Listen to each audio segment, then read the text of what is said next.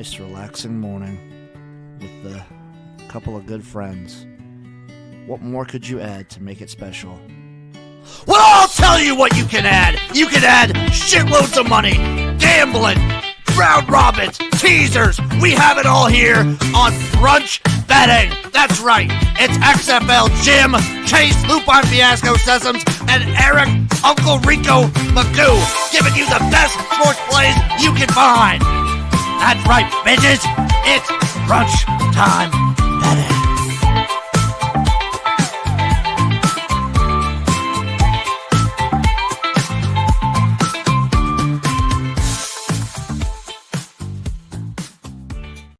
What is up, everybody? Welcome to another episode of Brunchtime Betting. As always, it is me, XFL Jim, joined by the man, the myth, the legend, Erik, a.k.a. Uncle fucking Rico. Whoa. Erik, I think if I put some music behind it, I think I want to start incorporating this clip into Brunchtime Betting. This one right here. I think it's powerful. I don't hear any music. I just see you making it. There's no music. I'm saying I need to incorporate music, but I want to use that clip. I want to start using that clip. I mean, that's a great clip. I think you should have. Should I have the Shane McMahon walkout song? No, you should have Celine Dion. My Heart Will Go On. Oh. You know, I like that. Should I do just the flute part or the piccolo part or whatever? Oh, or like some old school Warrant. That would be good too. You know, like something like that, just completely something. Or you could go Cassidy, I'm a Hustler. Those cakes are good. Sports facts. Also a good shout out to Erik. Shout out Jeff. Shout out Sports Facts. We're feeling good. It's been a nice week, Erik. How was your week, buddy? We're finally here. We made it to the weekend. You survived last night. Second day this week, had to seek shelter from tornadoes in the sky. So hopefully no more tornadoes for a little while here. So I don't know. I saw a map that they moved Tornado Alley over to the east. Like western, like parts of Nebraska are no longer in Tornado Alley. It's moved over to like Illinois and like Missouri. Missouri was always in it, but it feels weird. Did you feel like you lost your mojo? Like no, because it was like 40, 50 mile an hour winds here, and there was a chance of snow, but we didn't have any snow. We had 70. What up? I know, right? It's wild. It's a wild time. Tornadoes are crazy. Have you ever been in a tornado? Yeah, well, not like in it. I've seen one drop down. So like where my parents' house is, right across the street is a cornfield, and it goes on for a good ways. But like on the other side of the cornfield, I saw one touch down one time. I've been in two. Panda Stream Bears. Good morning, Jen. Scott hosed last night with Renegades and the under. I feel you, Panda. I should have. I don't know why I was thinking it's like, oh, it's a normal week for the Renegades. When also, yeah, they're still not on. They're still on a short week. They had back-to-back short weeks. Yeah. I knew that bet was cooked because I was on the Renegades. I knew it was cooked, and I knew they weren't going to win. When I think in the span of one drive, they had 3 defensive linemen go down. That was the key, just to bet. Like, I couldn't watch the game because I was in Tornado Alley last night, so I had no idea. But if I was watching the game, that's you see 3 defensive linemen go down on an already like beat up roster. Exactly. Yeah, you know something's happening. All I did this week, I fucked up my hands a bunch, working on poles and stuff. I don't know. There's just a bunch of metal just poking me in the hand all throughout the week. Oh, working on what? On poles. Oh, okay. Like telephone poles and shit. It was annoying as hell. That's how my week was. Until we get to Brunchtime Betting. Actually, until Thursday when I get to watch the UFL. But now it's Brunchtime Betting. The weekend shines anew. And we have some bets. Anything besides just your bets that you're looking forward to seeing this weekend, Erik? Not really. Damn, my buddies. My buddy's in town. Yeah. Oh yeah, my buddy and I are supposed to meet come out for the Knicks game then tonight. No, not for the Knicks game. What's the first game? Cavs and Rockets game. Cavs and Raptors game. Yeah, Cavs Raptors. Yep.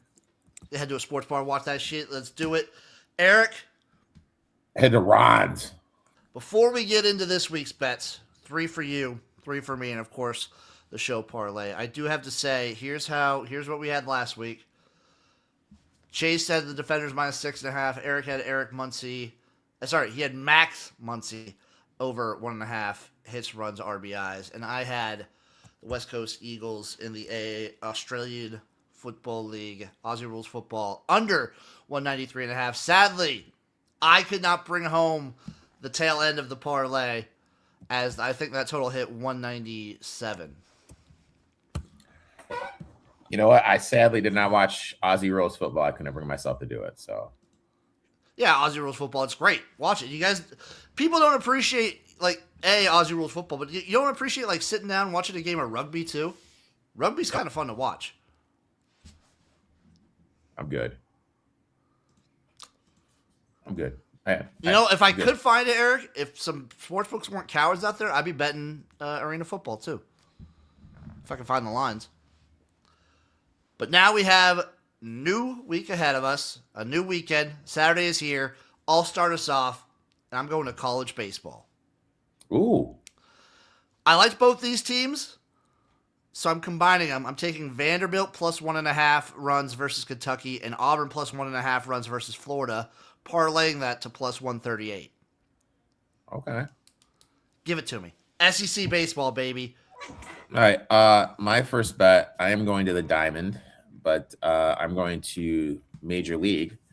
I'm taking Jason Jung over 1.5 hits, runs, RBIs. Found this at plus 140, one of the hottest hitters in the league over the last 7 days, especially against right-handed pitching. Leading the league in hits over that time period, seeing the ball extremely well. Kirby on the mound for the Mariners, extremely good this season. 3.25 ERA, 0.94 whip. But this is more about Jung's form. Kirby throws a slider 30% of the time to righties. Jung has been crushed it, hitting 375, 625 slugging percentage against it. You've got a hitter with a hot bat facing a pitcher who leans on the slider against righties, and Jung is seeing this pitch extremely well. I'll take it. Over 1.5 hits, runs, RBIs plus 140. Erik's feeling the Diamond? I'm feeling the Diamond, dude. I'm moving over to handball. We got a couple different handball leagues, baby. And I'm going to Denmark. And we're taking Skjern, Skjern, plus 0.5 point versus Fredericia. Okay, so hypothetically, Danish handball, Skjern. Hypothetically, let's say I want to watch this melee of a match. Okay, let me see if I can find it. How would I do that? Hypothetically. Let me see if I can find it. Oh. See if they have free streams. Oh, you have to pay. Well, that's stupid. For the European Handball Federation? EHF? $50 a year. $50 a year? Yeah, that's not. I mean, $50 a year. It's like $10 a month. Oh, one sec. There's an r/handball post. Let's see. I don't know about in the U.S.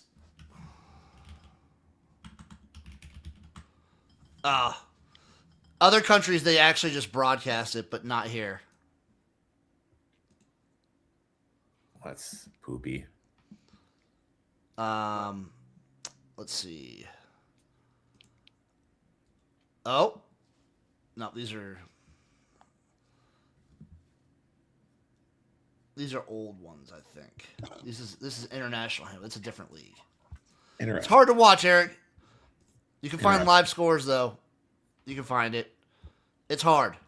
Okay, some of these are hard to find. But if you can find an illegal handball stream, hit me up, and I'll get you. Old man betting at clouds, but betting sports. Sorry, old man Betting in sports. clouds. Old I thought man that's what betting in clouds. he's betting on clouds. He's going to Kalshi and betting on the weather. Burns by KO. Let's make some money chiming in. Cavs minus 8.5 and Cavs Raptors under. You ever feel like betting on the weather, Erik? No, I'm good. You don't feel like betting on some weather to see if it'll Good. what the rain level will be in Chicago on Wednesday afternoon? I should have bet the over-under of tornadoes last night. Oh, I wonder what it would have been. My next play, by the way, well, sorry, this is Erik's turn. I just did, again, reiterate, Danish handball, Skiern plus 5.5 versus Fredericia. You can find it at any sports book, I believe.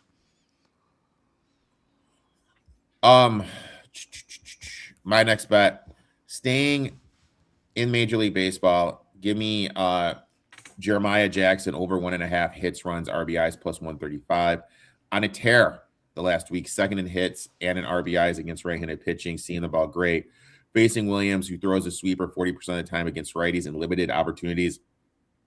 Jackson has been elite against that pitch, batting 667 slugging percentage, and a 625 weighted OPA against the fastball, which Williams throws 24% of the time, 417 batting average.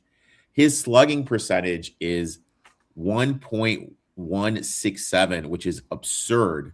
And his weighted on base is 650. He's gone over this number in 4 of his last 5 games. The bat is hot. The matchup is strong. And I'll tell you, here's a little fun fact for you, Jim. And this is probably why you'll bet him. Can you guess what number he wears as a second baseman? Is it 6'9"? 82. Okay, I do love that. I mean, dude, what the fuck? Any Major League Baseball player who wears number 82, I'm in on. Give me Jeremiah Jackson over 1.5 hits, runs, RBIs at plus 135. Last play for me. I'm dipping back. Chase isn't here to bet the UFL for you. I bet it already on Spring Fever. Shout out Spring Fever. Shout out Royal Retros. Promo code Spring Fever. All one word. All caps for 10% off at checkout. I'm taking the Battlehawks just on the money line today, plus 200.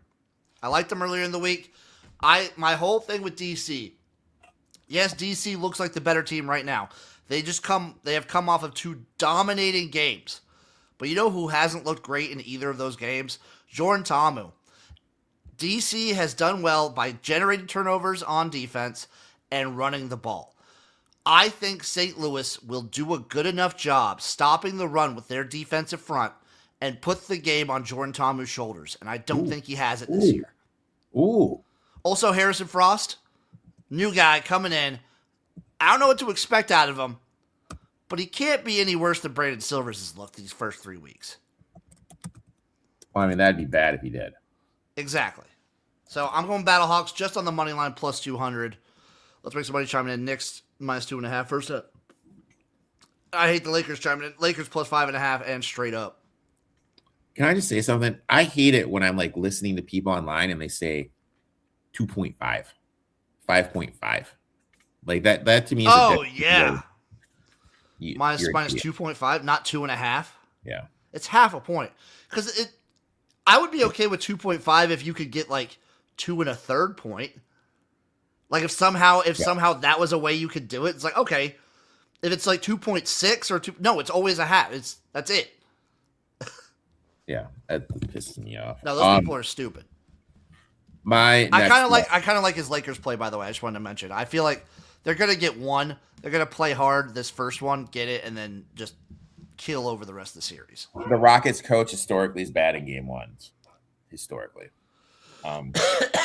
My next one, it's in the NBA, and if he does not hit this bet, I hate this guy even more. I already can't fucking stand him. Karl Anthony Towns over 31.5 points and rebounds. Pure matchup base. The Hawks simply don't have the size to deal with Towns. Okinawa doesn't have the size to keep up with him. If the Knicks go to the double big, that means Robinson out there on the court with Towns even bigger. Johnson is insanely undersized at the 4. There's no way he's going to be able to keep up with Towns. Knicks will use the pick and run with Brunson and Towns. This will create open looks all day for the self-proclaimed best shooting big man of all time. In the 2 matchups this season, Towns put up 33 points, rebounds, and the other one 51. There is no excuse for him not to clear this over 31.5 points and rebounds. And with that being said, he will probably foul out or get in foul trouble and finish with 17.5. That'd be your luck. Like a bitch, but whatever. Erik, are you ready for the parlay? I'm ready for the parlay, dude. The parlay for the people. We'll hit it this week, damn it. We better, goddamn it. It's the Tottenham Hotspurs, Brighton, to get a draw. And Erik, I can't fully read yours. It is Luke Rayleigh over 1.5 hits, runs, RBIs. Real quick, he's tied with our boy Josh Young for the most hits against right-handed pitching over the last week. Ooh. So we're taking about a bounce back. The reason I just include him in the parlay and not straight is, for whatever reason, Seattle pulls him against lefty pitching. So even though I think he's better than Connor Johnson, who they usually go with, I will do it. But that's what my half of the parlay. I'm keeping tabs on the Tottenham team and game because it's my boss is like a huge fan of Tottenham, and it's very funny that they might get relegated, and they're probably going to get relegated. I don't even know. Like, my boy is a huge Arsenal fan. Like, I love this guy to death, one of my best friends, but like, dude, he is invested. My boss has a tattoo. Invested. And like, dude, when England plays World Cup, it's like, dude, they don't even say anything. Like, you tell me he's not cheering for America? Wait, he's from England. Oh, okay. So no, for the Euros. So like, I was over his place for the Euros. He had some of us over, and England was in a tense game. He had to leave. He looks at us. He's like, "I'll be back." We're like, "Where are you going?" He's like, I gotta go for a walk."